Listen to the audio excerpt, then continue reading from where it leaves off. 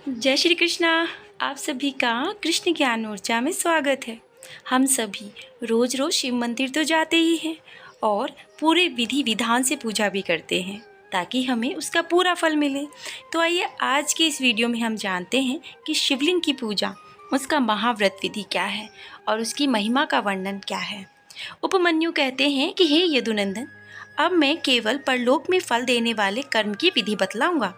तीनों लोकों में इसके समान दूसरा कोई कर्म है ही नहीं। यह विधि अतिशय पुण्य से युक्त है और संपूर्ण देवताओं ने इसका अनुष्ठान किया है।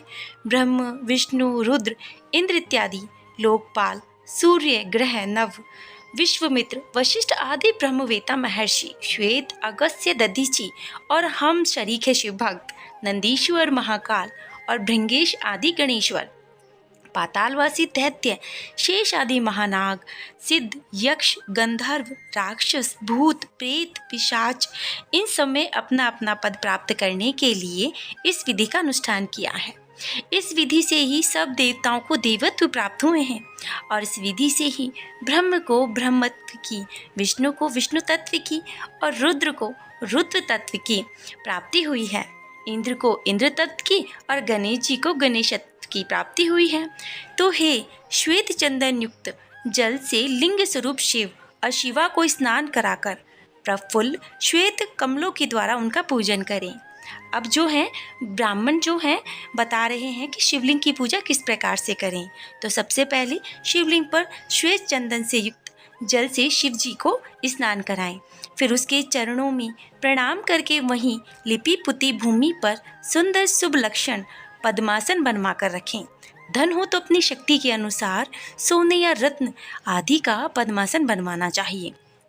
कमल के केसरों के मध्य भाग में अंगुष्ठ के बराबर छोटे से सुंदर शिवलिंग की स्थापना करनी चाहिए। वह सर्वगंधमय और सुंदर होना चाहिए। उसे दक्षिण भाग में स्थापित करके बिल्व पत्रों के द्वारा उसकी पूजा करनी चाहिए। फिर उसके दक्षिण भाग में अगुरु, पश्चिम भाग में मैनसिल, उत्तर भाग में चंदन और पूर्व भाग में हरिताल चढ़ाएं। फिर सुंदर सुगंधित विचित्र पुष्पों के द्वारा उसकी पूजा करें। सब और काले अंगूरी गुग्गल की धूप दें।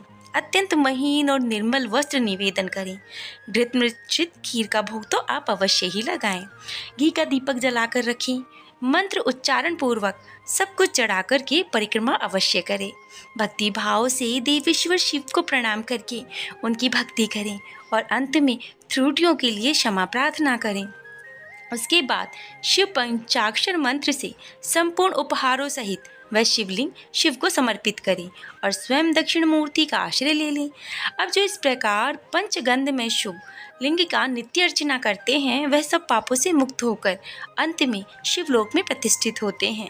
यह शिवलिंग महाव्रत सब व्रतों में उत्तम और गोपनीय है। तुम भगवान शंकर के भक्त हो, इसीलिए तुमसे इसका उपदेश कर रहा हूँ कि जिस किसी को भी इसका उपदेश नहीं करना चाहिए, केवल शिव भक्तों को ही इसका उपदेश देना चाहिए। प्राचीन काल में भगवान शिव ने ही इस व्रत का उपदेश दिया था और उसके पश्चात हे रघुनंदन, यदि कोई स्थापित शिवलिंग ना मिले तो शिव के स्थानभूत जल, अग्नि, सूर्य और आकाश में भगवान शिव का पूजन अवश्य करना चाहिए।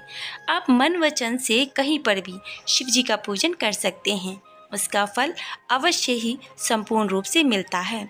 तो हे यदुनंदन, आप यदि पूर्ण रूप से मनोभाव से शिव जी का पूजन करेंगे तो आपके सारे मनोरथ शीघ्र अतिशीघ्र पूर्ण हो जाएंगे। आप सभी शिव जी का इसी प्रकार से पूजन जरूर करें। उम्मीद करती हूँ आपको कथा अच्छी लगी होगी, तो आप चैनल को ज़रूर सब्सक्राइब करें और वीडियो को पूरा देखने के लिए आप सभी का धन्यवाद। एक छोटी सी प्रार्थना, गर्मी बहुत है तो आप अपनी छत पर पक्षियों के लिए जल और अन्न का प्रबंधन अवश्य करें। जय श्री कृष्ण, राधे राधे।